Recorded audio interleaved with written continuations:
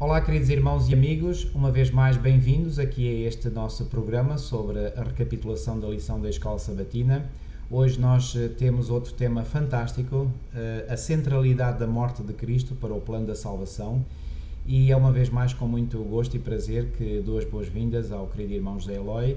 Irmão, vou-lhe pedir uma vez mais que possa, portanto, iniciar este nosso estudo, esta nossa reflexão com uma oração ao nosso Deus. Nosso querido Pai, nosso querido Deus, obrigado pelo sacrifício que fizeste por nós na cruz do Calvário há cerca de 2000 anos, Senhor. Obrigado. Obrigado pelo teu grande amor por nós, que tu manifestaste para connosco desde os tempos eternos. Obrigado por teres levado avante este plano para nos salvar. Ajuda-nos a compreender a tua palavra, ajuda-nos a estudá-la de modo a que o nosso coração seja tocado ao ponto de desejarmos viver a tua vontade.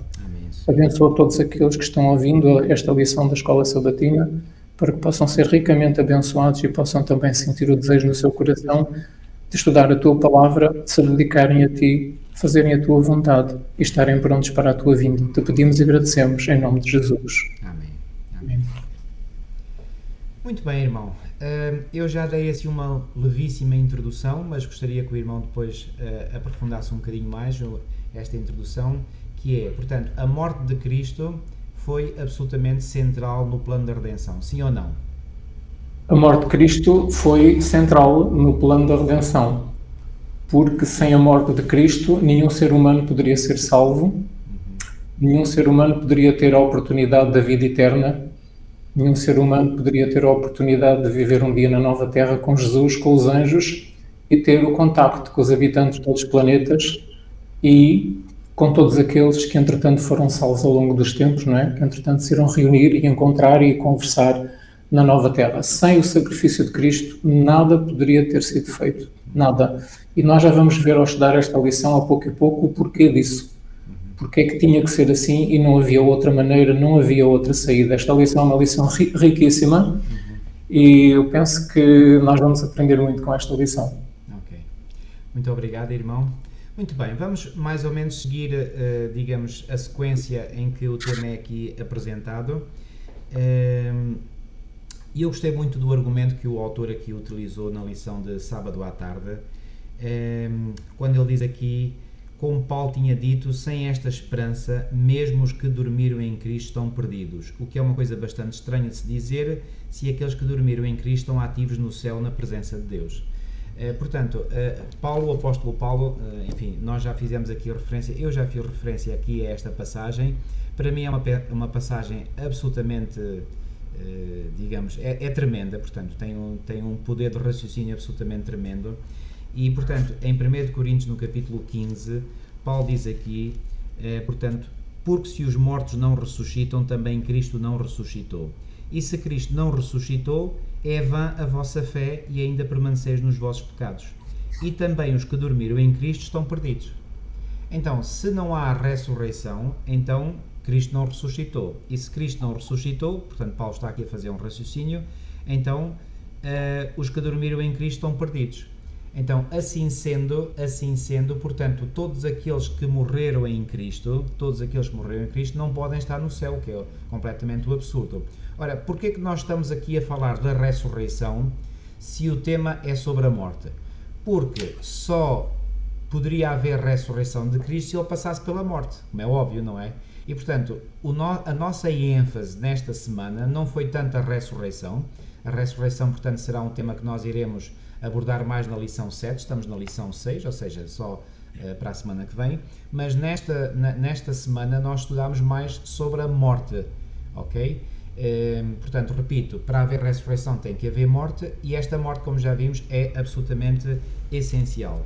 Portanto, a ressurreição de Cristo é central para a nossa fé, porque na sua ressurreição temos a garantia da nossa ressurreição. Mas antes de Cristo ter sido ressuscitado dentre os mortos, ele, claro está, tinha de morrer.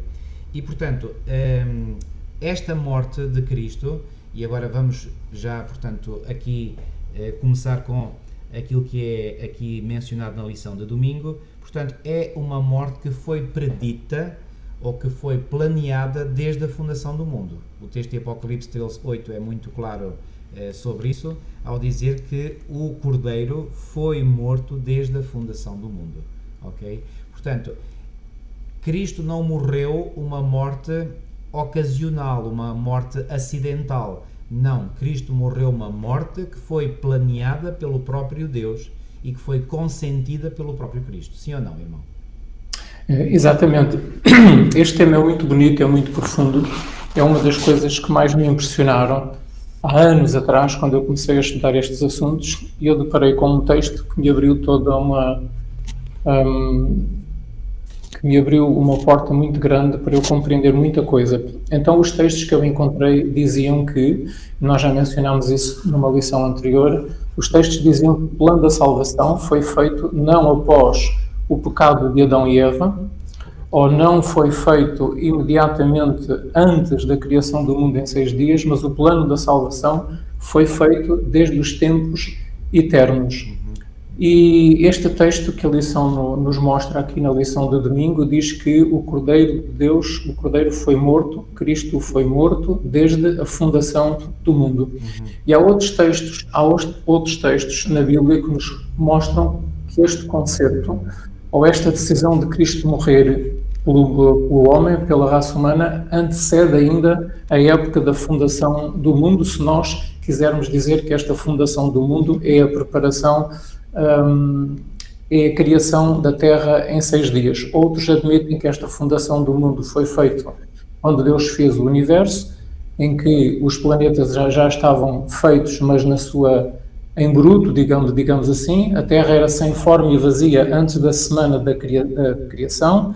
O planeta já existia, mas era sem forma e vazia. O planeta foi feito muito antes, no passado, tal como, por exemplo, existe hoje Mercúrio e Vênus, que existem, mas não suportam a vida. A Terra também existia, mas não suportava a vida, teve que ser preparada para suportar a vida.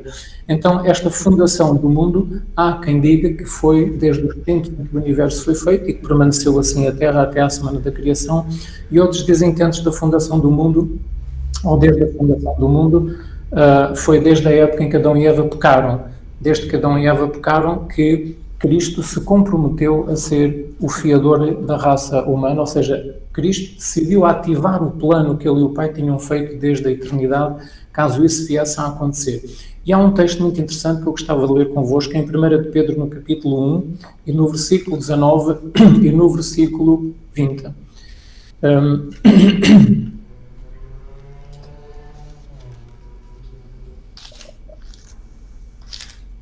É um texto muito importante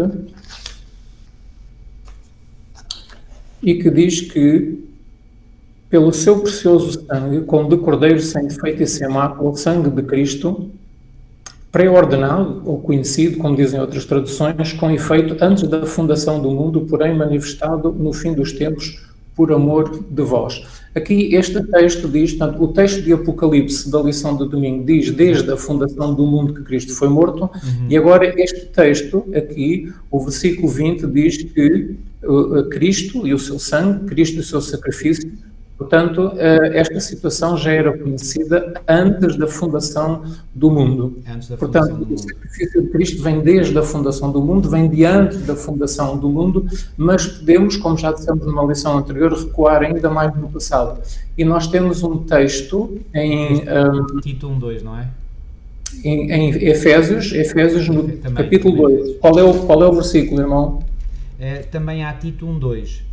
Que eu posso... sim, já lá vamos. Ok. Portanto, agora, queria ver com os irmãos o texto de Efésios, capítulo 1, versículo 4. Efésios, capítulo 1, versículo 4. Correto. Nós sabemos pela Bíblia exatamente que o plano da redenção foi feito antes dos tempos eternos. Em Efésios, no capítulo 1, versículo 4, 9 e 10, é-nos dito que Cristo nos escolheu, Deus nos escolheu em Jesus Cristo antes da fundação do mundo. Antes da fundação do mundo.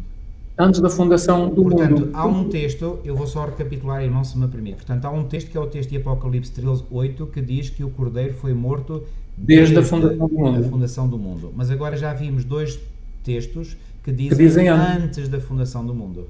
Okay. Antes da fundação do mundo. Portanto, recua ainda antes da fundação do mundo. E isto é que é importante nós compreendermos. Este texto de Pedro diz antes, este texto de Efésios capítulo 1, versículo 4, versículo 9 e 10, o versículo 4 diz, assim como nos escolheu nele, antes da fundação do mundo, para sermos santos e irrepreensíveis perante ele em amor. Portanto, aqui diz que foi antes da fundação do mundo que nós somos escolhidos em Cristo. Ou seja, ainda não existíamos, o mundo ainda não existia, o mundo ainda não tinha sido criado, mas nós somos escolhidos em Jesus Cristo antes da fundação do mundo. E o versículo 9 diz, desvendando-nos o mistério da sua vontade, segundo o seu beneplácito que propuser em Cristo. Portanto, há aqui um mistério o que se origina na vontade de Deus relacionado com Cristo, e o versículo 10 diz de fazer convergir nele, na dispensação da plenitude dos tempos, todas as coisas, tantas do céu como as da terra. Portanto, aqui há realmente um propósito de fazer convergir a atenção de todo o universo, dos mundos e dos anjos, na pessoa de Jesus Cristo. Como? Através do plano da redenção. Através do plano da redenção, da salvação da raça humana e dos mundos, que nós já vamos ver que eles também foram salvos pela morte de Cristo na cruz, há um plano que o Pai tinha desde a eternidade de fazer convergir a atenção de todos os seres criados para a pessoa do Filho. Era muito importante que isto acontecesse para que o universo permanecesse seguro, salvo de qualquer apostasia futura. Então, isto fazia parte do plano para salvar o universo de qualquer apostasia futura depois da apostasia de Lúcifer no céu. Então, este era o plano que foi feito desde os tempos eternos. E agora sim, vamos ver Romanos capítulo 16, versículo 25. Este capítulo de Romanos 16, 25 é muito importante, porque é bem claro, algumas traduções não o traduzem tão bem, mas aqui na minha tradução diz assim, ora, aquele que é poderoso para vos confirmar, o verso 25, segundo o meu evangelho e a pregação de Jesus Cristo, conforme a revelação do mistério guardado em silêncio, quando? Desde quando? Nos tempos eternos. Nos tempos eternos. Então agora já temos aqui um versículo que recua ainda antes da fundação do mundo, porque o versículo diz antes da fundação, nós não sabemos exatamente quão antes da fundação, se é que a fundação foi a semana da criação. Então agora temos um versículo que recua este evangelho, este mistério da morte de Cristo, diz-nos que é desde os tempos eternos, ou como dizem outras traduções, nos tempos eternos. É algo guardado em silêncio, em segredo entre o Pai e o Filho, desde os tempos eternos. E agora sim, vamos para o texto de Tito, Tito capítulo 1, versículo 2, e Tito capítulo 1, versículo 2 diz, na esperança da vida eterna, que o Deus que não pode mentir, prometeu quando? Antes dos tempos eternos. Portanto, temos aqui um texto que diz em Romanos 16, desde os tempos eternos, e agora temos um texto em Tito que diz que a vida eterna foi-nos prometida antes dos tempos eternos. Antes dos tempos eternos. Ora, se um tempo eterno já é a eternidade, significa que esta promessa da vida eterna foi feita antes de, humanamente falando, começar o quê? A eternidade. Exatamente. Então, é uma coisa que está, é uma coisa que existiu entre o Pai e o Filho, mesmo antes, mesmo no começo, no princípio, se é que podemos falar assim, em linguagem humana, no princípio da eternidade, ou dos tempos eternos. Portanto, temos aqui a vida eterna prometida antes dos tempos eternos. E agora sim, o último texto que quero partilhar convosco, em 2 Timóteo, no capítulo 1 e no versículo 9, que diz assim, que nos salvou e nos chamou com santa vocação, não segundo as nossas obras, mas conforme a sua própria determinação e graça, que nos foi dada em Cristo Jesus, antes dos tempos eternos. Então, o que é que nos foi dado antes dos tempos eternos, segundo este versículo de Timóteo? A graça. Exatamente. A graça foi-nos dada antes dos tempos eternos. Através de quem? Através de Jesus Cristo. Através do Evangelho. O versículo 8 fala no Evangelho, não é? Exatamente. Portanto, a graça foi-nos dada antes dos tempos eternos. E Tito 1:2 diz-nos que a vida eterna foi-nos dada antes dos tempos eternos. A graça, a vida eterna, foi-nos dada antes dos tempos eternos. Isto mostra muito claramente, queridos irmãos, que não foi só desde a fundação do mundo, se nós quisermos atribuir a fundação do mundo à semana da criação, mas recua muito, muito no tempo este plano entre o Pai e o Filho para nos salvar. E não só a nós, como iremos ver, para salvar os mundos criados e para salvar também os anjos. Isto é muito, muito, muito, muito importante. Há um texto do Espírito de Profecia, que diz que Eu queria ver se eu apanhava aqui, deixa-me ver, estou a abrir aqui um texto. Irmão, antes de abrir esse texto, permita-me ler aquele que está aqui na lição de domingo. E eu Com creio certeza. que este texto, portanto, ou melhor, aquilo que o irmão agora apresentou, portanto, esse encadeamento de textos bíblicos, prova aquilo que Ellen White escreveu. Ou melhor, dizendo de outra forma, aquilo que Ellen White escreveu está em total e plena sintonia com aquilo que a palavra de Deus diz, não é? Quando ela diz aqui, o plano da nossa redenção não foi um pensamento posterior formulado depois da queda de Adão, foi um desdobramento dos princípios que têm sido, desde os séculos da eternidade, o fundamento do trono de Deus. Portanto, exatamente, ótimo, muito bem. E já agora, deixa-me ler-vos, o irmão está a ler isso. Portanto, é de Já Todas as Nações, página 11, na edição da Publicadora Servir. Portanto, isto muito é bem. na edição domingo. Isto, olha, há uma riqueza de informação, há uma riqueza sobre este tema nos escritos de Ellen White, e há um outro texto que diz, deixa-me encontrar aqui muito rapidamente. Ora, aqui assim. Cristo não estava só ao realizar o seu grande sacrifício. Era o cumprimento do concerto feito entre ele e o seu Pai, antes que se estendessem os fundamentos do mundo. Com mãos unidas associaram-se num solene pacto, pelo qual Cristo se tornaria fiador da humanidade, caso fosse vencida pelo engano de Satanás. A salvação da humanidade sempre foi objeto da consideração nos concílios do céu. O concerto da misericórdia fora feito antes da fundação do mundo. Existiu, agora, muita atenção, agora a este texto, existiu por toda a eternidade e é chamado concerto eterno. Tão certo como nunca houve um tempo em que Deus não existisse, nunca houve também um tempo em que não fosse o deleite da mente eterna manifestar a sua graça à raça humana. O propósito e o plano da graça existiu desde a eternidade, antes da fundação do mundo. Mas a queda do homem, com todas as suas consequências, não era desconhecida do Onipotente. E, todavia, ele não impediu a criação do homem.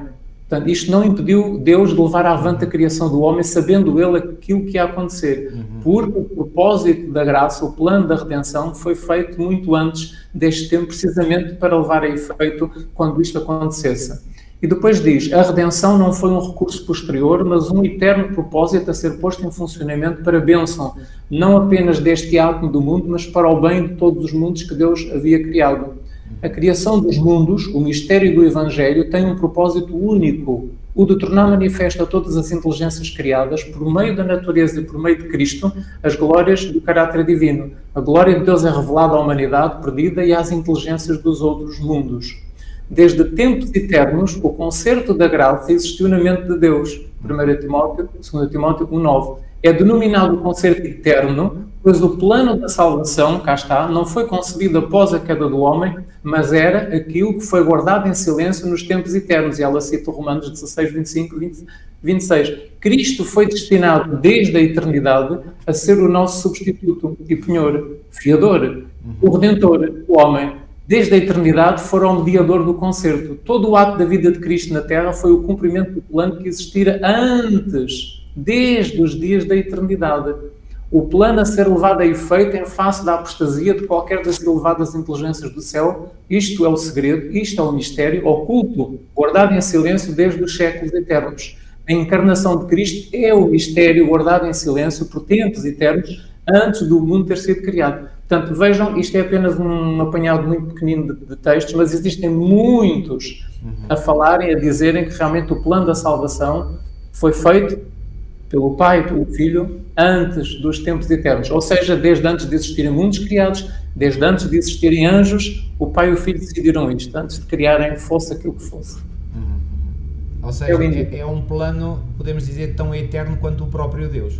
É tão eterno quanto o próprio Deus, exatamente. É a melhor definição que nós podemos dar. É um pacto, é um concerto que eles fizeram. Fizeram um pacto. Eles deram as mãos. Eles deram as mãos e disseram, vamos avançar com isto, se alguma coisa correr mal, vamos. Qual é o plano? É este. E estamos realmente dispostos a avançar com este plano? Estamos. Ou seja, era muito mais fácil para Deus eliminar de imediato qualquer ser que pecasse. Exato. E o problema ficava resolvido e Cristo não tinha que morrer. Mas foi muito mais difícil Cristo dar a sua vida para poupar a vida daqueles que desobedecessem, mas também isso iria fazer um desdobramento muito mais profundo acerca do caráter de Deus, e o universo seria colocado numa base muito mais segura, não é? E o amor para com Deus aumentaria, seria maior, mais profundo, e o universo entraria, digamos, numa nova fase do seu amor para com Deus, muito mais profundo do que tinha sido até à data desse plano ser posto em execução. É difícil as palavras conseguirem descrever, de facto, a grandiosidade deste grande amor de Deus para com o homem e os objetivos que Deus tinha com isto, porque Deus tinha grandes objetivos com isto, mas envolveu, de facto, a morte do Filho de Deus, envolveu um grande sacrifício para o Pai, mas o objetivo valia a pena, digamos assim. Exatamente. E é um pensamento que é extraordinariamente impactante, não é? Porque nos dá uma segurança que é tão firme, tão estável, tão sólida como a maior rocha que pode haver. Porquê? Porque nos garante que isto é algo sólido. Portanto, não foi assim um pensamento, digamos assim... À pressa. À pressa, exatamente, espontâneo, que surgiu assim na mente de Deus. Não, foi algo planeado desde a eternidade. Portanto, desde... Então, digamos, pronto, como eu disse, é tão eterno quanto é eterno o próprio Deus. Portanto, isto é algo absolutamente fantástico. Pelo menos para mim, eu entendo que isto dá uma estabilidade à nossa mente sobre que o plano da redenção é algo sólido, muito, muito, muito, muito sólido. Há pessoas que dizem, Deus é muito bom, mas coitado, ele foi apanhado desprevenido com o pecado de Adão e Eva, foi apanhado desprevenido com o pecado de Lúcifer no céu, portanto... Mas não, Deus não foi apanhado desprevenido, ele já sabia disso tudo. Claro. E mesmo sabendo disso tudo, ele decidiu fazer a criação de Lúcifer e a criação de Adão e Eva. Mesmo sabendo o custo que ia ser para Deus o Pai e para o Filho. Exatamente. Mesmo sabendo o custo, eles decidiram avançar. Era preferível eles existirem e terem a oportunidade de serem salvos do que nunca existirem. Deus poderia ter decidido, eu não vou criar Lúcifer porque eu já sei que ele vai pecar. Eu não vou criar Adão e Eva porque já sei que ele vai pecar. Não é? Então era muito mais fácil para Deus não ter criado esses seres e assim escusava de ter feito o grande sacrifício que fez, mas ele preferiu não criar à mesma e dar a oportunidade de vida eterna a essas criaturas, a esses seres. Exatamente. Porque Lúcifer teve a sua oportunidade, Adão e Eva teve a sua oportunidade, nós estamos tendo a nossa oportunidade e é isso que é importante, isso é que é maravilhoso no caráter de Deus, não é? É preferível eu ter a oportunidade de dizer sim ou não, quero ou não quero, do que ele se me perguntasse, olha, tu queres nascer e ter a oportunidade de ter ou não a vida eterna, ou preferes sequer nem ter nascido e nem teres que enfrentar o pecado e a oportunidade de perder a vida eterna. Não, eu prefiro ter nascido e ter a oportunidade de escolher a vida eterna e preparar-me para isso, não é? E foi isso que Deus fez, deu a melhor solução do que se não tivesse sido criado. Eu prefiro existir. Eu aproveito o estabelecimento deste conceito, que é absolutamente fundamental, portanto, a compreensão do plano da salvação, para dizer o seguinte, quando nós, por exemplo, seres humanos, claro, isto numa dimensão muito mais pequena, como é óbvio, não é? Mas estava eu a dizer, portanto, quando nós seres humanos, por exemplo, decidimos se havemos de ter ou não um filho, de certo modo nós vivemos, claro, num plano muito mais pequeno, este dilema, não é? Será que vamos ter um filho ou não? Pois bem, mesmo sendo cristãos, agora estou a falar para cristãos que acreditam, portanto, em Deus, mesmo aceitando, digamos, a realidade, ou, digamos, teoricamente aceitando a hipótese de que os filhos possam perder-se, mesmo assim os pais, digamos, decidem que querem ter um filho, não é? E, portanto, acho que foi um pouco isto que aconteceu com a divindade, não é? Embora sabendo, e a divindade sabia de certeza absoluta, porque a divindade é omnisciente, embora sabendo que havia esse risco, mesmo assim preferiu correr o risco. Sim, e nós fazemos isso não tendo uma solução para o nosso filho, se o nosso filho decidir seguir o caminho errado. Mas Deus já tinha uma solução, mas pronto, é mais ou menos uma solução idêntica. Nós amamos tanto o nosso filho que decidimos trazê-lo, mas dar-lhe todas as oportunidades para que ele conheça a verdade, opte pelo caminho certo, faça a escolha certa, não é? É preferível ele existir e ter a oportunidade de ter a vida eterna do que dizer assim, não, o mundo está muito difícil, eu não vou trazer nenhum filho porque depois ele vai se perder e mais vale ele não existir e não saber nada destes problemas do pecado e da vida santa, não, mais vale se calhar ele não existir. Não, Deus não fez isso e nós como pais também não fazemos isso. Trazemos-los à existência, mas comprometemos-nos com Deus a educá-los nos caminhos do Senhor. Muito bem, muito bem. Sim, senhor. Ok, vamos avançar então na recapitulação da nossa lição. E aqui na lição de segunda-feira nós temos aqui, portanto, um prelúdio da cruz.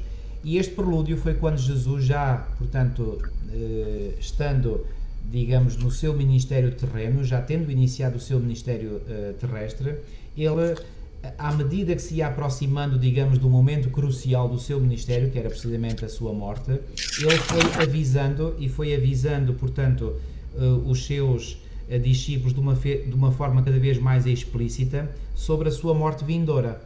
Mas os discípulos não estavam, digamos, não conseguiam captar, digamos, essa mensagem de Jesus, quer dizer, eles estavam como que cegos no seu entendimento e não conseguiam captar. E há aqui uma série de textos bíblicos, portanto, que são mencionados, o primeiro dos quais é Mateus capítulo 16, eu gostaria de ler todos estes textos porque eu acho que é muito importante nós termos aqui uma noção daquilo que aconteceu. Portanto, em Mateus no capítulo 16 e nos versículos 21 a 23, diz assim, portanto aqui Jesus estava em Cesareia de Filipe e diz assim: desde então começou Jesus a mostrar aos seus discípulos que convinha ir a Jerusalém e padecer muito dos anciãos e dos principais dos sacerdotes e dos escribas e ser morto e ressuscitar ao terceiro dia. Portanto, obviamente que agora compreendemos, depois daquilo que o irmão disse há pouco, então se o Filho já sabia desde os tempos eternos deste plano, então é óbvio que aqui, durante todo o seu ministério terreno, Jesus sabia muito bem onde é que ia desembocar o seu ministério. Portanto, não havia nenhuma dúvida para Jesus, não é? Não havia. Aliás, esse conhecimento acerca do seu destino aqui na Terra e da obra que ele tinha vindo fazer aqui à Terra, esse conhecimento começou a vir à mente dele pelo Espírito de Deus aos 12 anos de idade. Aos 12 anos, exatamente. Quando ele foi ao templo pela primeira vez ver os sacrifícios daqueles animais, ele ficou tão impressionado e o Espírito Santo começou a falar à sua mente e dizer: aquele cordeiro és tu. Exato. Aquele cordeiro simboliza a vinda do Filho de Deus à Terra para morrer pela raça humana em lugar do pecador. E és tu. Tu viestes do céu e tu vais cumprir esta missão. Com 12 anos de idade, o Espírito de Deus começou a mostrar a ele. Exatamente. Tanto que ele disse em Lucas capítulo 2, versículo 49, por exemplo: convém-me tratar dos assuntos do meu Pai. Exatamente. Não é? Foi o que ele disse à mãe dele e ao pai: convém-me tratar dos assuntos do meu Pai Celestial. E ele sabia... E é absolutamente impressionante que Jesus tenha passado os 12 primeiros anos da sua existência nesta terra sem saber verdadeiramente quem ele era. Portanto, isto mostra que Jesus viveu uma infância, digamos, como vive, entre aspas, qualquer criança, não é? Porque Jesus não tinha até aos 12 anos, e 12 anos era considerada a idade entre os judeus de início, digamos, a entrada na vida adulta, digamos assim, portanto, no início daquilo que nós hoje chamamos de adolescência, não é? E Jesus só a partir dessa data, por influência do Espírito Santo, sim, como o irmão disse muito bem, é que começou a tomar consciência de quem ele era. Quem ele era, isso mesmo. E depois, mais tarde, no início do seu ministério, praticamente no início do seu ministério, ele disse até para a sua mãe, lembram-se, em João no capítulo 2, versículo 4, ele chegou a dizer: ainda não é chegada a minha hora. Não foi o que ele disse para a mãe dele? Exatamente. Tinha ele 30 anos de idade, ele disse para a sua mãe: ainda não é chegada a minha hora. Ou seja, todos os acontecimentos da vida de Jesus aqui na Terra estavam planeados entre ele e o Pai no céu para acontecerem quando ele viesse aqui à Terra. E precisamente cumpriu rigorosamente esse plano. Cumpriu rigorosamente esse plano. Todos os passos da vida de Cristo aqui na Terra, tudo o que ele ensinou, tudo o que ele fez, os sítios onde ele esteve, foi tudo planeado entre ele e o Pai antes dele encarnar como ser humano aqui na Terra. Exatamente. Ou seja, precisamente antes de vir, o Pai e o Filho reuniram-se e disseram: vamos lá rever novamente o nosso plano. O plano é este: tu na Terra farás isto, dirás isto, tudo detalhado. Estava tudo detalhado, e o Espírito de Deus ia revelando a Jesus Cristo, dia a dia, as coisas que ele havia de dizer, o que ele havia de ensinar, onde é que ele havia de ir, quem é que havia de ajudar. Portanto, estava tudo determinado, não é? Então ele seguiu à risca esse plano. É por isso que Jesus diz: a minha hora, quando ele fala na minha hora, é a hora de fazer coisas, de fazer milagres, de ir a determinados sítios, e depois a hora final, que era a hora de morrer, não é? Portanto, vemos aqui que Jesus tinha perfeita consciência. Olha, Um outro exemplo que nós temos, que Jesus tinha perfeita consciência de qual era o seu destino, o que é que ele tinha vindo fazer aqui à Terra, que culminaria com a sua morte na cruz, é a frase que Jesus diz a Nicodemos naquela entrevista noturna. Lembram-se o que Jesus disse em João 3, versículo 14 e versículo 15, que ele disse, assim como Moisés levantou o serpente da nossa lição. Que é o assim versículo da nossa lição. Exatamente. Assim importa que o Filho do Homem seja levantado, não é? O Filho do Homem seja crucificado. E, portanto, ele já sabia, para que todos aqueles que nele creem tenham a vida eterna, ele já sabia que ele iria ser levantado. Exatamente. Ele iria ser levantado num tronco, num madeiro. Ele sabia que ia ser levantado na cruz, não é? Portanto, e ele disse isso a Nicodemos claramente. E o sinal era aquele. Moisés tinha levantado a serpente no deserto também, no madeiro. Portanto, vejam que Jesus tinha plena consciência desde os 12 anos de idade, depois no início do seu ministério, com Maria, com a sua mãe, agora com Nicodemos, e agora este versículo que o pastor leu é um versículo já nos momentos finais do seu ministério aqui na Terra, em Cesareia de Filipe, em que Jesus diz que ia sofrer às mãos dos anciãos, em que Jesus diz que ia sofrer às mãos dos sacerdotes, que iria sofrer às mãos dos escribas, que iriam matá-lo, mas que ele ressuscitaria. Exato. Depois ele disse uma segunda vez, por exemplo, a caminho da Galileia, em Mateus no capítulo 17, logo a seguir, no capítulo 17, no versículo 22 e 23, Jesus diz que o Filho do Homem está para ser entregue nas mãos dos homens e matá-lo-ão, e ele ressuscitará, não é? Portanto, vemos aqui que Jesus estava a conversar com quem? Jesus estava a conversar com os discípulos. Ele já sabia o que lhe ia acontecer. E ele diz: o Filho do Homem vai ser entregue, matá-lo-ão, mas ressuscitará ao terceiro dia. E pela terceira vez, ele disse, em Lucas capítulo 18, versículo 31, estes são os textos que a nossa lição nos manda ler, em segunda-feira, o prelúdio da cruz. Nesta terceira vez, em Lucas 18, versículo 31 a 34, ele disse: em Jerusalém vai cumprir-se tudo aquilo que os profetas disseram no tocante ao Filho do Homem. Ele será entregue aos gentios, será escarnecido, está aqui nestes versículos, Lucas 18, será escarnecido, será ultrajado, será cuspido, será açoitado, tirar-lhe-ão a vida e ao terceiro dia ressuscitará. Portanto, vemos que nestas três falas de Jesus com os discípulos, nestas três ocasiões diferentes, falando com os discípulos, ele procurava incutir neles o pensamento: cuidado, vocês estão a pôr os vossos corações e a vossa mente num reino terreno, um rei com uma espada na mão que vai vencer os romanos. Desviem os vossos pensamentos, não é o tipo de reino que eu vim estabelecer aqui na Terra. Eu vou morrer, eu vou morrer. E Jesus procurava habituar a ideia deles, mas eles não queriam aceitar. Mas o que é que isto nos mostra? Que toda a vida de Jesus foi um prelúdio da cruz, como diz o título de segunda-feira. Toda a vida de Jesus foi um encaminhar para essa situação final, que era a sua morte e ressurreição, depois ao terceiro dia. Claro. Não é? E era para isso que Cristo queria preparar os discípulos, para que eles tivessem força e aguentassem e não desanimassem como desanimaram. Não é? Exatamente. Ou seja, Jesus conhecia todas as etapas, digamos, do caminho que tinha que percorrer, e ele aqui estava a falar isto. Bom, em primeiro lugar, para demonstrar que estava plenamente consciente dos passos que iria dar, mas sobretudo para encorajar os seus discípulos, porque os seus discípulos não estavam ainda conectados, digamos, estavam noutra onda, noutro comprimento. Não estavam conectados. E sabe, irmão, eu transponho esta realidade que aconteceu com os discípulos de Jesus há 20 séculos atrás para nós hoje. Será que nós hoje estamos conectados totalmente com as coisas eternas, com as coisas espirituais? É que se assim não for, nós vamos nos deixar atrair pelas coisas mundanas. E ao ficarmos tão absorvidos pelas coisas mundanas, nós esquecemos das coisas celestiais. E estar interessados. Olha, é interessante.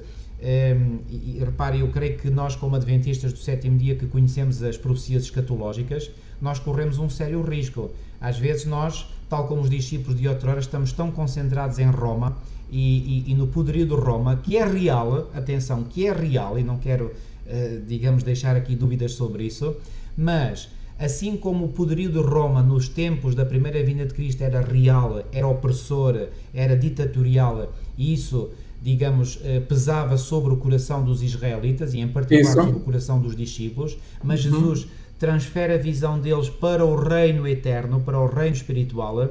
nós hoje devemos também permitir que o Espírito Santo transfira os nossos anseios para o reino espiritual, para o reino eterno, e não fiquemos tão melindrados, digamos, por aquilo que a Roma dos nossos dias está a fazer, com toda a sua opressão, com todo o seu espírito ditatorial, que, digamos, aquilo que está a acontecer com Roma hoje, digamos, é uma repetição do que aconteceu com a Roma há 20 séculos passados. Isso. E, portanto, eu penso que a lição que Jesus quis ensinar aos discípulos é uma lição importante para nós hoje. Nós devemos deixar de estar concentrados nos reinos terrenos, nos reinos deste mundo, que irão todos passar, conforme a profecia de Daniel 2 indica claramente, e concentrados nesse reino eterno que nunca há de passar. Em duas linhas, Ellen White diz assim, se os discípulos estivessem dispostos a receber o que ele lhes desejava comunicar nestas 3 conversas que ele tentou fazer com os discípulos, ter-se-iam salvo da angústia dolorosa e desespero pelo qual eles passaram mais tarde quando Cristo foi crucificado. As palavras de Jesus ter-lhes-iam levado consolo na hora da aflição e do desapontamento, mas eles não seguiram esse caminho. E depois até estes textos que nós lemos diz-nos até qual foi a reação dos discípulos. A primeira vez que Jesus falou com eles, em Mateus 16, é-nos dito que os discípulos, Pedro disse, tem compaixão de ti, Senhor, isso não te vai acontecer. Exato. Pedro, na segunda conversa que Jesus teve com os discípulos, os discípulos entristeceram-se todos. Diz Mateus 17, 23, que todos se entristeceram e não compreendiam e até tinham medo de falar no assunto. Exatamente. Na terceira conversa que Jesus tentou fazer com eles sobre o assunto, que foi em Lucas, capítulo 18, versículo 34, a reação dos discípulos foi: não compreendiam. O relato bíblico sobre o que aconteceu diz que eles não compreendiam e que não percebiam o que é que Jesus estava a dizer, porque a mente deles tinha sido educada desde criança a esperar um Messias com uma espada na mão para vencer os romanos. Exatamente. Então o que é que eles queriam? Queriam posições como ministros ao lado de Cristo nesse reino com uma espada na mão. Exatamente. Um queria estar à direita, outro queria estar à esquerda, um queria ser o ministro das finanças, que era o caso de Judas. Exato. Queria ser o ministro das finanças, não é? Uma pessoa muito intelectual, muito inteligente, e os outros também queriam a sua posição e discutiam entre si. E é isto que os incapacitou para receberem os ensinos que Cristo lhes tentou transmitir antes da sua morte. Eu gosto particularmente aqui da forma como a lição de segunda termina, quando diz aqui: o povo, especialmente o povo escolhido de Deus, tinha falsos conceitos sobre a primeira vinda do Messias. Tinha falsos conceitos. E foram esses falsos conceitos que se atravessaram no caminho daquilo que Jesus lhes ensinava, de forma muito clara, e que os impediu de ver a realidade tal como ela era. Porque não compreendiam a natureza do reino de Cristo. Exatamente. Mas isto foi no passado. E hoje? Muito bem. Hoje acontece uma coisa idêntica. Sabem que no mundo cristão existem falsas ideias sobre a segunda vinda de Cristo? Muitas falsas ideias. Isto é muito importante. E Satanás sabe que isto é importante. Sabem porquê? Porque no mundo cristão acredita-se numa vinda de Cristo em que Cristo irá aparecer nas principais cidades do mundo, que irá fazer milagres nas principais cidades do mundo, que irá falar com os governantes do mundo inteiro, que os governantes vão aceitar o discurso de Cristo, que os governantes vão se colocar ao lado de Cristo e todo o mundo se vai converter, se vai reunir à volta de Cristo. Este é o conceito que as igrejas cristãs têm da segunda vinda de Cristo. E é isto que vai acontecer. Quando Satanás aparecer, simulando a segunda vinda de Cristo, nas principais cidades do mundo e fizer os milagres e disser que o domingo é o dia santo que se deve guardar, que não é o sábado, e quando ele reunir todo o mundo religioso à volta deste pensamento do domingo, não é? Então, o mundo cristão que não conhece bem aquilo que a Bíblia diz sobre a verdadeira segunda vinda de Cristo, vai se unir à volta deste falso Cristo, que é Lúcifer, é Satanás personificando Cristo, e vai ser desastroso. Tal como os discípulos foi desastroso para eles, porque eles tinham um falso conceito. O cristianismo atual tem um falso conceito da segunda vinda de Cristo. Teoricamente, eles sabem que a Bíblia diz a vinda de Cristo em glória, com milhões de anjos. Teoricamente eles sabem isso, mas a pouco e pouco o pensamento do mundo cristão está a ser moldado e preparado para aceitarem um Cristo que vem e que aparecerá nas principais cidades do mundo, que será notícia na televisão, nos jornais, nas revistas, e que fará os milagres e que curará pessoas e que ensinará sobre o domingo e sobre uma nova ordem mundial. Compreendem? Eles estão a ser preparados. Infelizmente, o mundo cristão, que cada vez estuda menos a Sagrada Escritura, vai ser levado, vai ser enganado por tudo isto que vai acontecer. Exato. E esse é um dos conceitos, porque não é o único. Outro conceito que é muito popular, por exemplo, não é em todas, mas sobretudo nas igrejas evangélicas mais conservadoras, é o conceito do arrebatamento secreto. Ou seja, o Senhor virá secretamente, não é? E arrebatará a sua igreja para o céu. E a sua igreja fica livre da tribulação final. Quando a Bíblia claramente nos diz que a igreja passará por este mundo ainda, a tribulação final, antes da segunda vinda de Cristo. Mas nesse conceito, quando vier a tribulação final, a igreja já foi arrebatada. É um conceito falso. É um conceito extremamente falso.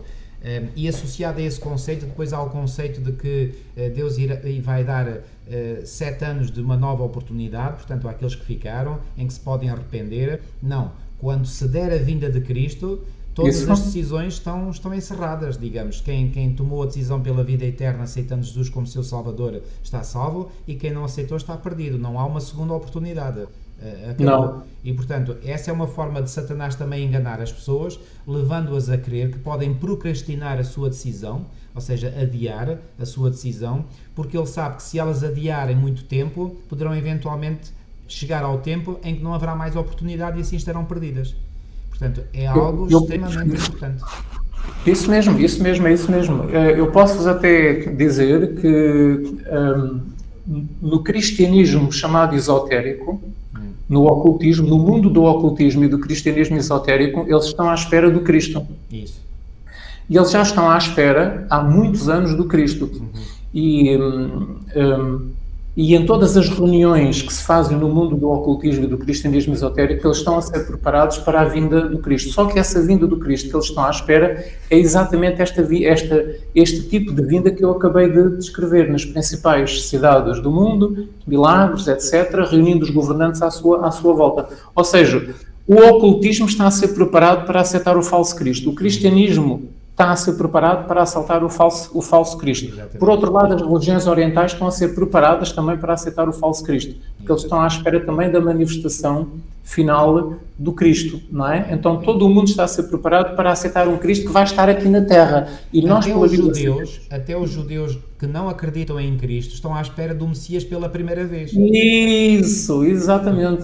Portanto, está tudo, a mente das pessoas está à espera de um Cristo que venha para estar aqui na Terra e liderar as nações, tal como os discípulos esperavam que fosse isso. Mas nós, pela Bíblia, sabemos que o Cristo que vai vir na sua segunda vinda não vai pôr os pés aqui na Terra. Exatamente. Ele vai estar a uma certa altitude do planeta e vai recolher a igreja para dentro da nuvem onde ele vem, que é um meio de transporte que ele traz do céu, e usará esse meio de transporte para levar a igreja para a casa do Pai, para a cidade celestial. Ele ressuscitará os crentes de todas as épocas, os vivos e os ressuscitados entram todos nesse transporte, nesse carro, digamos assim, nessa nuvem que traz Jesus, e todos estarão ascendendo durante 7 dias para a cidade onde Deus vive, onde Deus habita. Aliás, portanto, esse meio de transporte, essa nuvem, quando diz que Cristo vem com as nuvens, não são as nuvens atmosféricas que nós vemos hoje. Não. Essas nuvens são nuvens de anjos, porque à distância, digamos, parece algo claro, porque os anjos têm a sua glória também, não é? Dada por Deus, claro.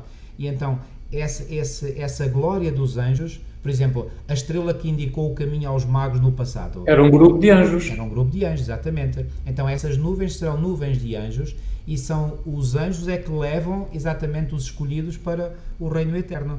Quando diz, por exemplo, aqui na passagem, portanto, deixa-me procurar, portanto, que enviará os seus anjos e que reunirá os seus escolhidos dos 4 cantos da terra. Exatamente. Portanto, eu estou mesmo aqui perto e agora estou a usar outra Bíblia.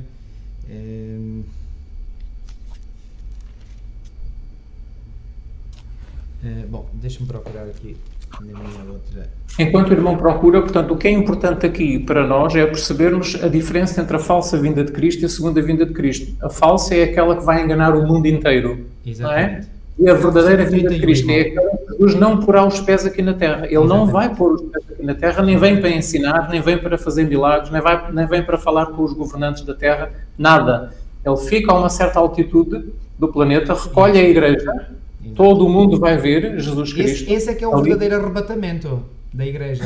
Esse é que é o verdadeiro arrebatamento, sim. Exatamente. Esse mesmo. Que eu estava à procura aqui, o versículo 31 do capítulo 24 de Mateus, que diz: "E quando o Filho do Homem vier em sua glória, e todos os santos anjos com ele", portanto, são os anjos que o acompanham, São estes anjos que formam essas nuvens, não é? Então se assentará no trono da sua glória, e todas as nações serão reunidas diante dele, e apartará uns dos outros, como o pastor aparta dos bodes as ovelhas. Bom, sabemos que este apartar, portanto, aqui está descrito de forma simbólica, não é? Isto aqui digamos, mas não vamos entrar agora nesse aspecto. Portanto, apenas recapitulando aquilo que vimos até agora nesta lição aqui. Portanto, Jesus sabia perfeitamente bem quais os passos que deveria dar, portanto, no cumprimento do plano da salvação. E Jesus advertiu os seus discípulos que não estavam conectados, e por não estarem conectados sofreram, digamos, um grande desapontamento. E nós hoje podemos exatamente correr o mesmo risco.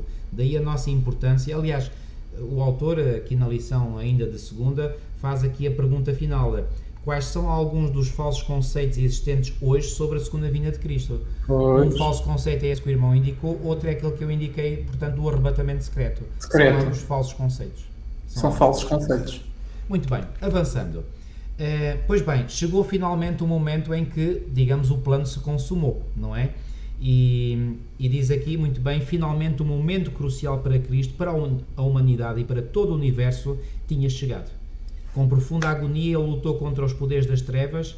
Lentamente ele fez o seu caminho através do jardim do Getsemane, através dos seus julgamentos injustos e até ao monte do Calvário. Anjos maus tentavam vencê-lo. Portanto, quando Jesus morre na cruz, digamos, é o epílogo, é o clímax deste plano da redenção. E eu gosto aqui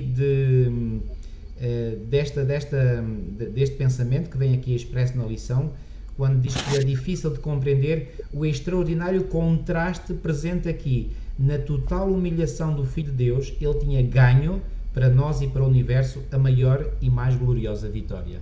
Ou seja, na aparência foi uma derrota completa para Cristo, ok? Mas nessa aparente, sublinho, aparente derrota de Cristo, estava, portanto, encerrada, como diz aqui, a maior e mais gloriosa vitória de Cristo. Isto é algo extraordinário. E em que é que consiste essa vitória? Esta vitória, este consumado, esta frase que Jesus diz, está consumado, ou seja, está feito. O que é que estava feito? O que é que está consumado? São várias coisas. Primeiro, estava consumada a vitória no grande conflito. Exatamente. Desde o princípio, desde a queda de Lúcifer no céu, que se iniciou um grande conflito entre a verdade e o erro, correto, entre Cristo e Satanás, não é? Há uma luta entre os argumentos de Cristo e os argumentos de Satanás. Quem é que está certo? Quem é que está errado? Exato. A quem é que devemos obedecer? Qual é o melhor caminho? É o de Deus ou é o de Lúcifer? Portanto, começou um grande conflito. E Cristo, ao dizer está consumado, quer dizer está finalizado, está feito. Eu venci. Portanto, esta luta eu venci o grande conflito. Venceu como? É isto que nós precisamos de entender. Jesus venceu de várias maneiras. Primeiro, uma coisa que tinha que ser esclarecida era sobre o caráter de Deus. Deus é amor ou não é? Deus está disposto a sacrificar-se pelas criaturas que ele fez ou não? Sim. Foi aquilo que Cristo provou. Cristo veio à Terra e provou que o caráter de Deus é amor e que ele se sacrifica para o bem das suas criaturas. Segundo, a acusação que Satanás tinha feito não só contra o caráter de Deus, mas contra o governo de Deus. O governo de Deus já é muito antiquado, precisa de ser mudado, precisa de ser renovado, precisamos de um novo tipo de governo. Esse já está muito antiquado. Então ele queria introduzir no céu um tipo de governo liderado por ele e pôr de lado o tipo de governo que existia no céu. Então, o que é que Jesus Cristo veio fazer? Jesus veio consumar, Jesus veio vencer esta grande dúvida se o governo de Deus era melhor ou o governo de Satanás é que era melhor. Então, Cristo reivindicou o governo de Deus como sendo o melhor, aquele que deve ser de facto seguido. Todos os mundos passaram a ver isso, os anjos passaram a ver isso, o governo de Deus foi reivindicado, o caráter de Deus foi reivindicado. Outro assunto, o caráter de Deus estava esclarecido. Satanás foi um homicida. Deus não. Deus deu a sua vida para salvar. Exatamente. O segundo, o governo de Deus era bom ou era mau? Era bom. Agora, uma terceira disputa que Satanás criou no céu é: a lei de Deus é boa ou não? Precisa de ser posta de parte ou não? É perfeita ou não é perfeita e tem que ser posta de parte? O que é que Jesus provou? Que a lei de Deus é perfeita e não pode ser posta de parte. ela é a melhor lei que os seres criados podem ter. Não há mais ninguém que possa pôr em lugar da lei de Deus uma lei que seja melhor que essa, em todos os aspectos. E Jesus veio mostrar estas três coisas. Venceu o grande conflito, reivindicando o caráter de Deus, o governo de Deus, e reivindicando a lei de Deus. Não é? Deus vai mostrar que a lei é perfeita, que ela não pode ser abolida, que ela pode perfeitamente ser obedecida. E atenção agora, mesmo na carne pecaminosa ela pode ser obedecida. Exatamente. Porque Jesus Cristo veio com a mesma carne pecaminosa que nós temos e venceu e viveu uma vida vitoriosa. Cristo veio provar que a lei é perfeita, pode ser obedecida por um Adão santo, podia ter sido obedecida por Lúcifer no céu e pode ser obedecida pelos seres humanos caídos e pecaminosos. Jesus veio provar isso. E agora, um segundo aspecto. Ele venceu o grande conflito provando estas três coisas, sobre o caráter, o governo e a lei de Deus. O que é que Jesus fez mais quando ele diz está consumado? Está consumado o quê? Está consumada a expiação. Finalmente Jesus foi até ao fim, conseguiu ir até ao fim e fazer uma expiação perfeita, uma expiação abrangente, uma expiação eficaz. Ele fez a expiação, se bem que ali pendeu na balança no jardim do Getsemane, não é? Jesus parece que hesitou ali um pouco, mas ele recebeu força para ir até ao fim e morrer a morte de cruz. Então ele fez uma expiação perfeita, ou seja, conseguiu morrer em lugar do homem, libertando o homem da condenação à morte eterna. Ele morreu à morte eterna e libertou o homem da condenação à morte eterna, dando-nos o quê? Uma segunda oportunidade, uma segunda prova, um segundo teste, se queremos dizer assim, um tempo de graça, um tempo de oportunidade que ele deu à raça humana. E outra coisa que Jesus fez, e que Jesus teve consciência que fez isso ao dizer está consumado, está feito, não é? Eu reivindiquei o caráter, a lei de Deus, o governo de Deus, eu consegui fazer uma expiação perfeita para salvar a raça humana e agora está consumado porque eu consegui qualificar-me para ser o sumo sacerdote da raça humana. Jesus qualificou-se para ser o sumo sacerdote e como sumo sacerdote ele qualificou-se para oferecer a todo o ser humano o quê? O perdão, a justificação pela fé e qualificou-se para conceder ao ser humano, legalmente, não é? Legalmente, porque ele foi vitorioso, ele agora pode oferecer ao ser humano o poder para vencer o pecado. Exatamente. O poder para viver uma vida de obediência, o poder para vender todas as tendências hereditárias, o poder para vencer todas as tentações, o pecado, a tentação, as tendências hereditárias. Cristo veio dar agora o poder ao ser humano para vencer, não é só o perdão dos pecados. É o perdão e o poder para vencer, exatamente. O poder para obedecer. São estas duas coisas que Jesus fez. E Jesus, quando disse está consumado, eu disse, agora sim, posso ser um sumo sacerdote para salvar a raça humana, dando-lhes o perdão, porque agora já morri por eles, eu posso realmente dar o perdão efetivamente, e agora sim, eu vou-lhes dar também o poder, não só o perdão, para eles poderem obedecer perfeitamente à lei de Deus. E ainda mais, quando Jesus disse está consumado, sabem o que estava na mente e no coração de Cristo? Jesus sentiu, ou percebeu perfeitamente que a partir desse momento os anjos e os mundos estavam salvos de uma apostasia futura. Exatamente. Isto é extremamente importante. E era, sabe, o verdadeiro objetivo realmente daquilo que Jesus fez aqui na Terra não era só dar a vida pelo homem, para dar o perdão ao homem. É isto tudo. Os anjos passaram a estar seguros de uma apostasia futura. Os mundos passaram a estar seguros de uma apostasia futura. E, por último, Jesus, quando morreu na cruz e disse está consumado, Jesus tinha consciência que o reino de Satanás estava perdido. Ele conseguiu fazer aquilo que Gênesis 3,15 diz, ferir a cabeça da serpente. Ora bem. Então o reino de Satanás estava perdido. E são estas coisas que Jesus quis dizer quando ele disse está consumado. Exatamente. Agora deixa-me ler só um pequenino texto do Espírito de Profecia que eu gosto muito e que diz assim: antes que os fundamentos da terra fossem lançados, o Pai e o Filho tinham se unido num concerto para redimir o homem se ele fosse vencido por Satanás. Haviam dado as mãos, Cristo e o Pai, num solene compromisso de que Cristo se tornaria o fiador da raça humana. Esse compromisso foi cumprido. Cristo cumpriu esse compromisso. Quando sobre a cruz soltou o brado está consumado, Jesus disse isso dirigindo-se ao Pai e dizendo: está consumado o pacto, o compromisso que eu fiz contigo como fiador da raça humana. Eu consegui ser o fiador da raça humana, eu cumpri o meu compromisso, eu cumpri o concerto, o pacto fora plenamente satisfeito. Portanto, esta frase ele disse ao Pai e diz: nós conseguimos ser que a raça humana tenha um fiador. não é? Um fiador que, no fundo, é Deus e, ao mesmo tempo, é humano, como a raça que eles queriam salvar. Exatamente. Jesus é nosso irmão. Exatamente. Olha, irmão, eu só diria, e portanto, à laia de resumo de tudo aquilo que acabou de dizer, que todos esses aspectos que o irmão acabou de mencionar, tudo isso é que faz parte, digamos, do Evangelho eterno. Isso, exatamente, a boa nova. A boa nova é isto, são estas vitórias todas. Porque a palavra Evangelho vem da palavra grega Evangelion, que quer dizer boa nova. E mais, diminuir cada um desses aspectos, desse todo, desse pacote, digamos, diminuir cada um desses aspectos é manchar o Evangelho, é apoucar o Evangelho. E nós não podemos fazer isso. E eu creio que o único povo que tem, digamos, à sua disposição a capacidade de poder transmitir ao mundo a plenitude do Evangelho, ou seja, o Evangelho em todas as suas facetas, é, enfim, isto pode parecer orgulho espiritual, mas não é, é o povo adventista do sétimo dia. Porque, embora muitos outros cristãos apresentem facetas do Evangelho, não apresentam o Evangelho na sua totalidade. Não. São todas essas facetas que são, digamos, o pacote, entre aspas, do Evangelho eterno.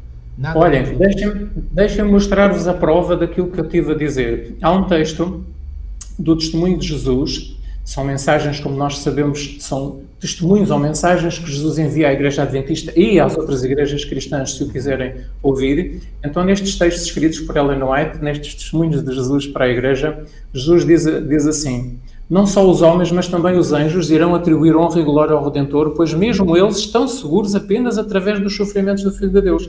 Os anjos só estão seguros através de olharem para a cruz de Cristo.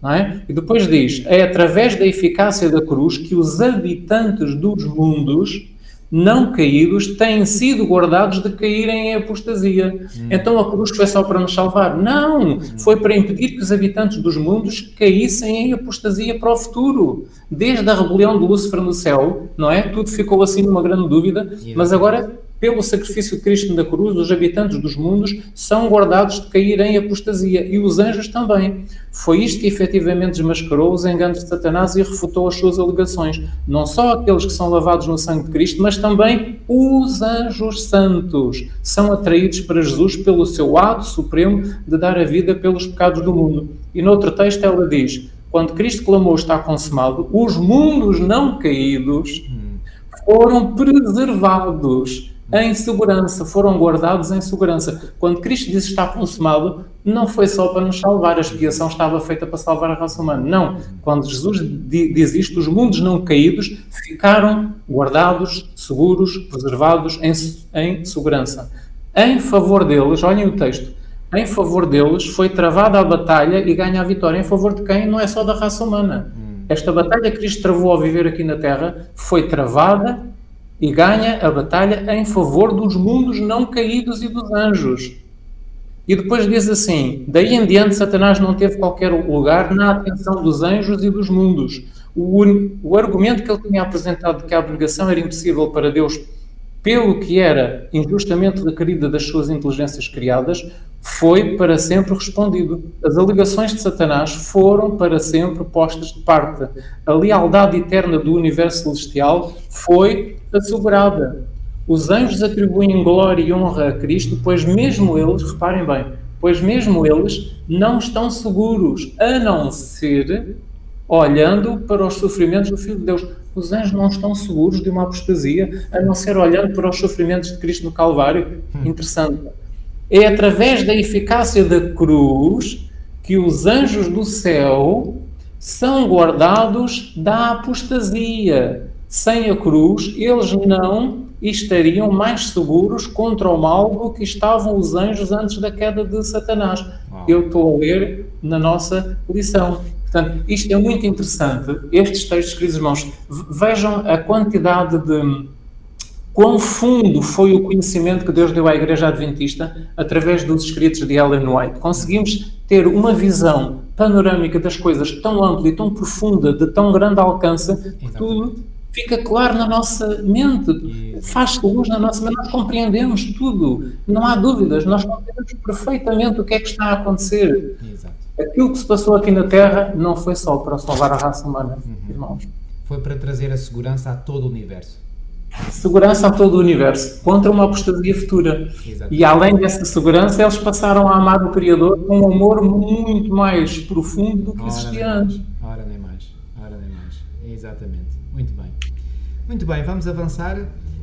Eu creio que o irmão, de certo modo, já tocou na lição de quinta-feira sobre o significado da cruz, portanto, este assunto, portanto, está visto. Bom, de certo modo, o que nós vimos também, e que está aqui na lição de quarta-feira, portanto, também está revisto. Bom, no fundo, eu iria, e depois se o irmão quiser acrescentar mais alguma coisa, poderá. Sim, gostava. Mas eu gostaria de chamar aqui a atenção para esta citação que vem aqui na lição de sexta-feira, de Testemunhos para a Igreja, volume 1, página 124, porque é algo que nos deve ou deveria interpelar a cada um de nós. E a nós que estamos aqui a falar, a dialogar um com o outro, mas também a todos aqueles que nos ouvirem. Diz assim: vi que todo o céu está interessado na nossa salvação, e seremos nós indiferentes? Seremos descuidosos como se fosse coisa de pouca importância o sermos salvos ou perdidos? Menosprezaremos o sacrifício feito por nós? Alguns assim têm feito. Bom, eu diria muitos, infelizmente. Têm brincado com a misericórdia que lhes é oferecida, e o desagrado de Deus está sobre eles. O Espírito de Deus não será para sempre ofendido. Retirar-se-á, caso seja ofendido por um pouco mais de tempo. Depois de ter sido feito tudo quanto Deus podia fazer para salvar os homens, e temos acabado de ver exatamente isso mesmo, caso eles mostrem pela sua vida que menosprezam a oferecida misericórdia de Jesus, a morte será o quinhão deles, e elevado o preço a ser pago. Será uma terrível morte, pois terão de sofrer a angústia sentida por Cristo na cruz, a fim de adquirir para eles a redenção que recusaram. E compreenderão aí o que perderam, a vida eterna, a herança imortal. O grande sacrifício feito para salvar vidas humanas mostra-nos o valor delas. Uma vez perdida a preciosa vida, está perdida para sempre. Então isto deve certamente interpelar-nos a cada um de nós, porque o céu fez tudo, mas tudo o que poderia fazer Deus para salvar a raça perdida. E portanto, exatamente, só não seremos salvos se não quisermos. Se não quisermos, isso mesmo. Eu gostava de ler também um outro texto que mostra como é que Satanás se sentiu quando Cristo obteve a vitória na cruz. E o texto diz assim: Satanás não ficou feliz, Satanás não exultou então como tinha feito até aí. Ele tinha esperado derrotar o plano da salvação. Este, porém, estava estabelecido de forma muito profunda e agora, pela morte de Cristo, sabia que ele próprio deveria por fim morrer morte eterna e o seu reino seria dado a Jesus. Reuniu então um conselho com os seus anjos e não tinha prevalecido em nada contra o Filho de Deus. E agora deveriam aumentar os seus esforços e com todo o poder e engano voltar-se para os seguidores de Cristo. Claro. Deveriam impedir todos quantos pudessem de receber a salvação comprada por eles, para eles por Jesus. Ao fazer assim, Satanás poderia ainda trabalhar contra o governo de Deus. É impressionante, de facto. Para além disso, seria do seu próprio interesse afastar de Jesus quantos fosse possível, pois os pecados daqueles que são remidos pelo sangue de Cristo serão finalmente remetidos ao originador do pecado, que é Ele, e Ele deve parecer o castigo deles. Exatamente. Eles foram salvos, os salvos são salvos, mas os pecados dos salvos são finalmente colocados sobre Satanás e ele sofrerá a condenação que pertencia aos salvos que entretanto foram salvos. Então esses pecados ficam sobre Satanás e ele vai sofrer a morte eterna, o sofrimento da morte eterna, tal como os salvos deviam ter sofrido se não tivessem aceito a salvação. Exatamente. Em Cristo.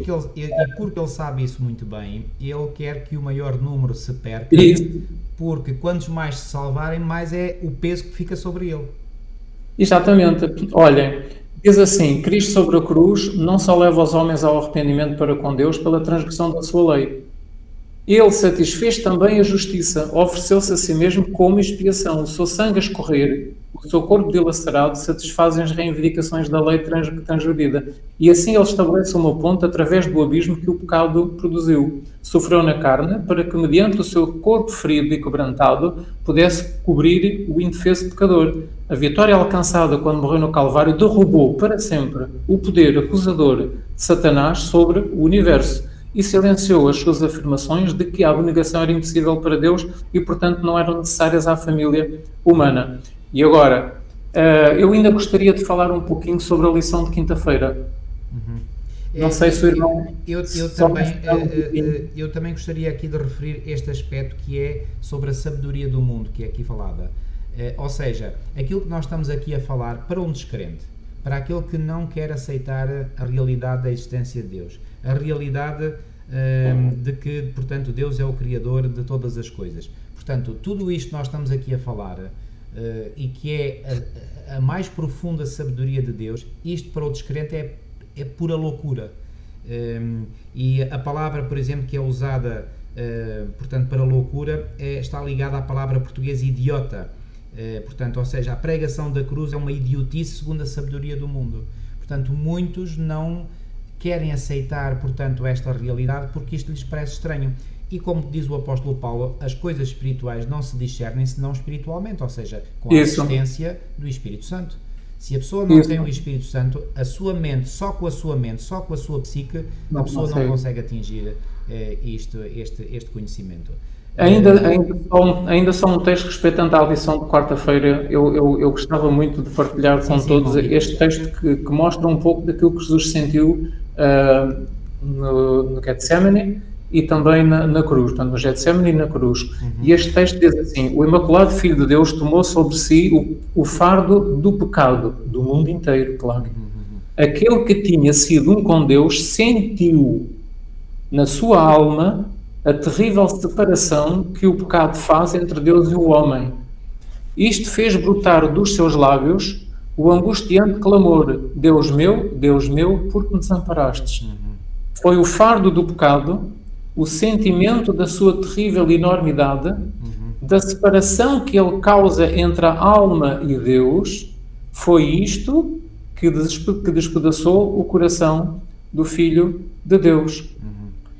Portanto, Jesus, de facto, não foi só o faz de conta de ele estar ali na cruz, sofrer a morte física, não foi só o facto de ele sentir... Houve qualquer coisa realmente de esmagador sobre a alma, sobre o Espírito de Cristo, sobre a sua mente, sobre o seu coração, que o esmagou. E ela não chega até a dizer que ele morreu porque o coração se lhe partiu. E por isso, quando disputaram a lança, saiu sangue e água. Esse partir do coração de Jesus foi devido ao peso dos pecados do mundo inteiro que estavam em cima dele, foi devido ao sentimento de angústia muito grande dele sentir que o Pai não estava com ele. O Pai ocultou dele a sua face, ele não sentiu mais a presença do Pai, e foi, portanto, juntamente com isso tudo, a grande pressão, as grandes trevas satânicas que Satanás e os seus anjos estavam a colocar na sua mente, na sua alma, no seu espírito, não é? Que estavam a colocar dentro dele. Portanto, ele sentiu tudo aquilo. O fardo do pecado, a separação da face do Pai, o ocultamento da face do Pai, a ira do Pai a cair sobre ele, tudo isso despedaçou e partiu o coração de Jesus Cristo, e ele morreu antes do tempo. Porque não era suposto que os crucificados morressem no próprio dia. Era suposto que os crucificados estivessem vários dias vivos na cruz. Certo. E, no entanto, nós sabemos que Jesus Cristo morreu naquele dia. Exatamente. Porquê? Porque o pecado do mundo inteiro sobre ele e a separação da face do Pai o matou. Foi isso que matou Jesus. Foi o peso do pecado do mundo inteiro em cima dele. Isso é que o matou. E quando vieram para espetar a lança para o tirarem da cruz, porque era sábado, ele já estava morto. Exatamente. Portanto, é muito importante termos uma noção do que Cristo sentiu. Não foi a cruz em si, portanto, nem foi, digamos, a crucificação em si, melhor dito, que provocaram a morte de Cristo, foi sim o peso do pecado sobre o coração de Jesus. E assim como nós hoje sabemos pela ciência que quando a pessoa vive em grande ansiedade, em grande angústia, isso pode trazer problemas ao coração, e traz mesmo, não é? Pois bem, aqui temos, digamos, a maior angústia de todas que um ser humano, neste caso, portanto, Jesus na forma humana poderia suportar, portanto, dilacerou o coração de Jesus. Portanto, Jesus sofreu uma grande angústia. E podemos também afirmar, sem medo de errar, que, embora Jesus tivesse padecido uma dor física, claro que sim, porque foi pregado numa cruz, mas a dor espiritual, a dor mental foi muitíssimo superior à dor física. Tanto que o irmão White diz que ele mal sentia a dor física. Exatamente. Porque a outra sobrepunha-se. Sobrepunha-se, exatamente. Então é extremamente importante, mas Deus fez isso realmente para adquirir o direito de nos dar o poder para quebrar as cadeias do pecado. Nós podemos ser libertados de facto do poder do pecado na nossa vida, podemos ser santos, podemos ser santificados, podemos ter o poder para vencer, e isto é extremamente importante, irmãos. Exatamente. É isto que Jesus adquiriu o direito para nos dar, para trabalhar em nós nesse objetivo. A nossa conta é limpa, o nosso pecado é perdoado, a nossa dívida é perdoada, mas se a nossa dívida for perdoada e o nosso caráter não se transformar, será que estamos prontos para a vida na nova terra ou no céu durante 1000 anos? Nós estamos prontos. Exatamente. Para estarmos prontos para a vida no céu durante 1000 anos ou na nova terra, o nosso caráter tem que ser transformado. Exatamente. Temos que estar santos, temos que ser santificados, temos que obter a vitória sobre o pecado, sobre as tentações, sobre as tendências hereditárias. Portanto, esse poder é Cristo que nos dá como sumo sacerdote. Exato. Cristo envia os seus anjos, Cristo dá-nos o Espírito Santo e vai modificando, vai nos transformando, não é? Provoca em nós mudanças para nos transformar à sua imagem e semelhança, para estarmos prontos para a vida na nova terra. Senão não podemos lá entrar. Exatamente. Então, isto é extremamente importante, a lição de quinta-feira, quando diz o significado. Na lição de quinta-feira, aqui no ponto 3, aliás, eu vou, pronto, o irmão já fez, mas eu vou aqui, portanto, sim. de forma ainda mais sucinta, digamos, apresentar, portanto, os vários aspectos importantes que nos devemos lembrar quanto ao significado da cruz. Primeiro, a cruz é a revelação suprema da justiça de Deus contra o pecado, ok? Segundo, a cruz é a suprema revelação do amor de Deus pelos pecadores. Terceiro, a cruz é a grande fonte de poder para as cadeias do pecado. Portanto, aquilo que o irmão acabou de referir não é um pensamento utópico que a Igreja Adventista do Sétimo Dia não aceita, não. Isto é a verdadeira e pura mensagem adventista, que o autor, e muito bem, aqui exprimiu nesta frase. Portanto, há poder na cruz para quebrar as cadeias do pecado. Aleluia, graças a Deus por isso. Então, na mensagem que o anjo deu a José e que nós lemos, portanto, em Mateus, no capítulo 1 e no versículo portanto, 21, diz assim: ela, estando a falar, portanto, com José, o anjo Gabriel, ela dará à luz um filho e lhe porás o nome de Jesus. Porquê? Porque ele salvará o seu povo dos pecados deles. E esta salvação do pecado é uma salvação concreta, não é uma ficção, não é? E esta salvação, o irmão disse muito bem, tem dois aspectos. Primeiro é o perdão dos pecados, mas é também a capacitação, recebermos o poder para vencer o pecado.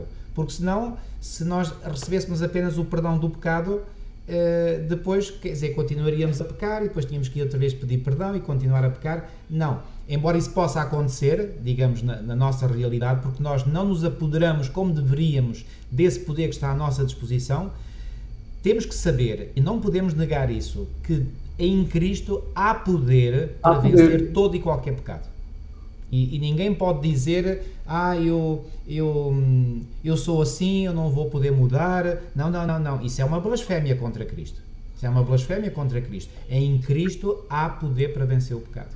E ela, exatamente, louvado seja Deus por isso. Há aqui um texto que fala sobre isso também, de Ellen White, onde ela diz assim: o homem tinha-se degradado tanto por causa do pecado que era impossível ao homem por si mesmo andar em harmonia com Deus, com aquele cuja natureza é pureza e bondade. Mas, diz o texto, mas Cristo, depois de ter remido o homem da condenação da lei, a primeira parte do trabalho que Cristo fez, da expiação, não é? Depois de ter remido o homem da condenação da lei, ou seja, o perdão dos pecados. Exatamente, o perdão dos pecados, portanto, é livre da condenação à morte eterna, já não está mais condenado pela lei, a condenação foi colocada sobre Cristo, não é? Cristo assumiu a condenação em cima dele, mas depois de ter remido o homem da condenação da lei, poderia, presta atenção, poderia comunicar força divina para se unir com o esforço humano. Exato. Assim, pelo arrependimento perante Deus e pela fé em Cristo, os filhos queridos de Adão poderiam de novo tornar-se filhos de Deus. Então, o que é que Cristo faz? Cristo livra da condenação à morte eterna e, por outro lado, comunica força divina para se unir com o esforço humano, para alcançarmos a tal perfeição de caráter. Exatamente. A perfeição de caráter, a perfeição moral. Exatamente. Não é? Para podermos estar prontos para viver na nova terra. Exatamente. É isto que Jesus faz. Exatamente. É estas duas coisas. Perdão e poder. Perdão e força. Perdão e transformação. Exatamente. Eu vou aproveitar aqui esta oportunidade, irmão, já que está a falar deste assunto, que é o assunto da lição, e que é de capital importância para todos nós compreendermos, que muitas vezes há uma confusão na mente das pessoas de que, porque nós, após a nossa conversão, continuamos a viver na nossa natureza pecaminosa, e essa natureza pecaminosa só irá ser transformada a quando da segunda vinda de Cristo, 1 Coríntios capítulo 15, não é? Isso. Muitos pensam que é só nessa altura, ou seja, na altura da segunda vinda de Cristo, que nós ficaremos, digamos, totalmente libertos do poder do pecado. Não. Libertar-nos do poder do pecado para a transformação do nosso caráter tem que ser um processo que tem que ocorrer antes. E é na medida em que nós vencemos pelo poder do Senhor em nós, precisamente essas tendências para o mal, que o Senhor depois tem toda a legitimidade para nos dar uma nova natureza, essa natureza incorruptível e imortal que Ele promete. Porque está dito, por exemplo, em Romanos também, no capítulo 8, que nós aguardamos a redenção do nosso corpo. Ok? Alguns no passado, e houve um momento na história da Igreja Adventista em que alguns achavam que se santificassem o suficiente, chegaria ao momento em que a sua própria carne seria santa. E esse movimento ficou conhecido como o movimento da carne santa. Carne santa. O irmão sabe. Portanto, ali na viragem do século XIX para o século XX, houve esse grande movimento. Ellen White falou imediatamente contra. Isso. Porquê? Porque a nossa carne, a nossa natureza pecaminosa continua cá, mas não é desculpa para o pecado. Isso. Porque o Senhor nos dá o poder, Romanos 6, Paulo é claro, não é? Por exemplo, Romanos 6, 12, eu creio que o versículo 12 resume todo o capítulo 6 de Romanos. Romanos capítulo 6, não é? E no versículo 12 diz assim: não reine, portanto, o pecado em vosso corpo mortal. O corpo continua a ser mortal, ou seja, continua a ser corruptível, continua a ser pecaminoso, de maneira que obedeçais às suas paixões. Não reina, portanto, o pecado em vosso corpo mortal. Portanto, já agora, irmão, o versículo 22. Sim, o versículo 22. Agora, porém, libertados do pecado, transformados em servos de Deus, tendes o vosso fruto para a santificação e, por fim, a vida eterna. Ou seja, a vida eterna não pode existir sem a santificação. E a santificação não pode existir sem sermos libertados do poder do pecado na vida. E é isso que Jesus faz por nós. Exatamente. Exatamente. Ou seja, quando alguém não acredita na possibilidade de Cristo nos dar essa vitória, digamos, porque há muitos que pensam, eu não vou ousar fazer essa afirmação porque eu sou fraco, eu sou pecador. É verdade que somos fracos, é verdade que somos pecadores, eu falo por mim, eu sei muito bem quem eu sou.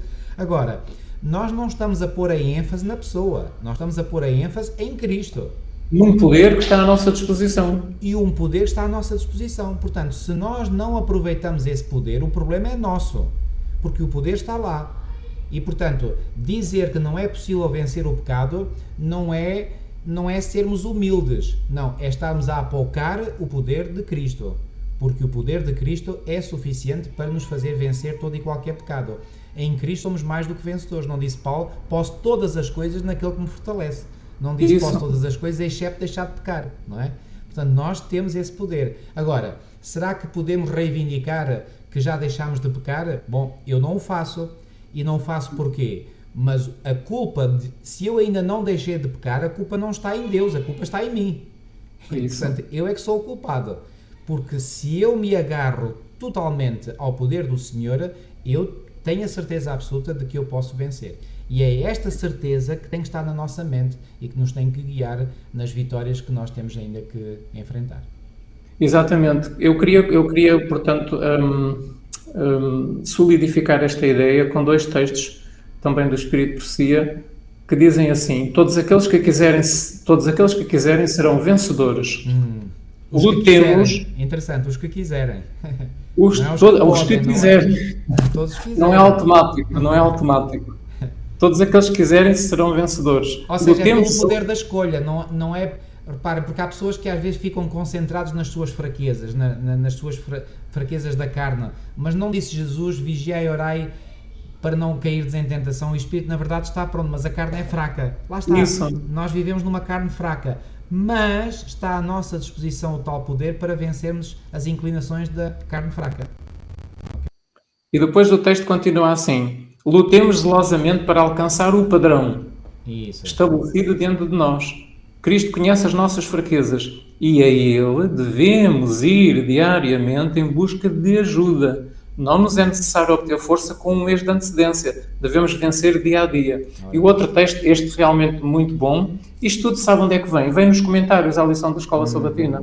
Portanto, os tais comentários que a Conferência Geral também faz, o Departamento da Escola Sabatina a nível mundial, faz este livrinho de estudo, não é? Para nós podermos estudar alguns textos do Espírito Profecia. E o outro texto que vem na nossa lição diz assim: é a fé que nos liga ao céu e que nos dá forças para enfrentar os poderes das trevas.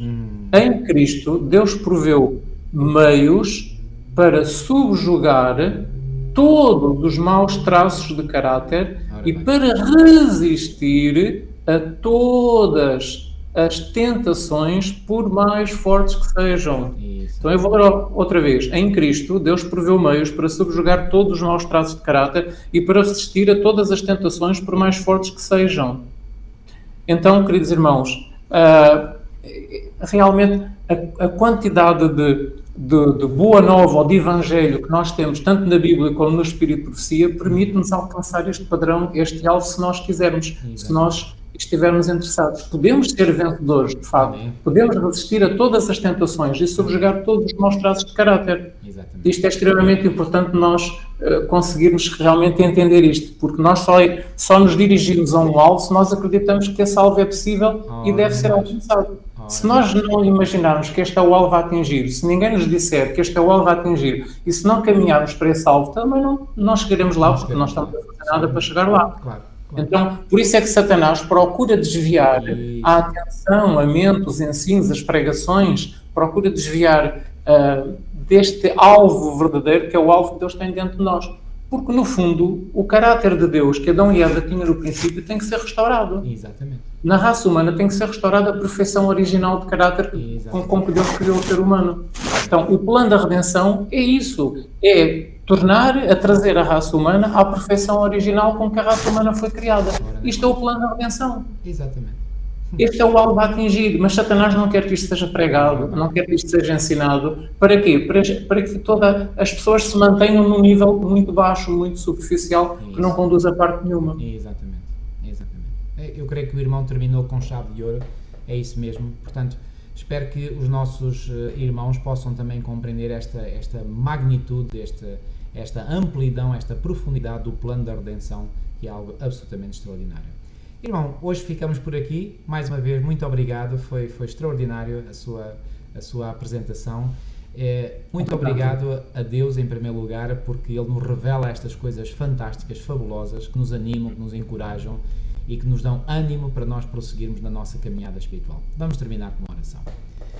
Nosso querido e amado Pai que estás nos céus, muito e muito obrigado uma vez mais, querido Deus, por esta magnífica revelação que Tu fizeste chegar a cada um de nós, através da qual nós podemos compreender, Senhor, em toda a sua extensão, em toda a sua amplidão, em toda a sua profundidade, o grande e maravilhoso plano da salvação.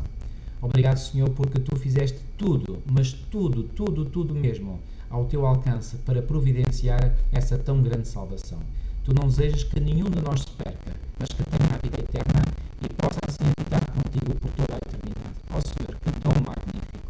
Ajuda-nos, Senhor, tão somente a fazer a nossa parte, a acreditarmos em Ti de todo o nosso coração, a exercitarmos a nossa fé, a acreditarmos que em Ti nós podemos vencer todo o pecado. Ó Senhor, se ainda não fizermos, ajuda-nos, Senhor, a termos a consciência que o problema está em nós, nunca em Ti, e que cumpre a nós, Senhor, nos submetermos inteiramente a Ti, pedir a Ti, suplicar encarecidamente que Tu nos ajudes, que Tu coloques em nós o Teu Espírito para vencer em nós toda a tendência herdada ou cultivada.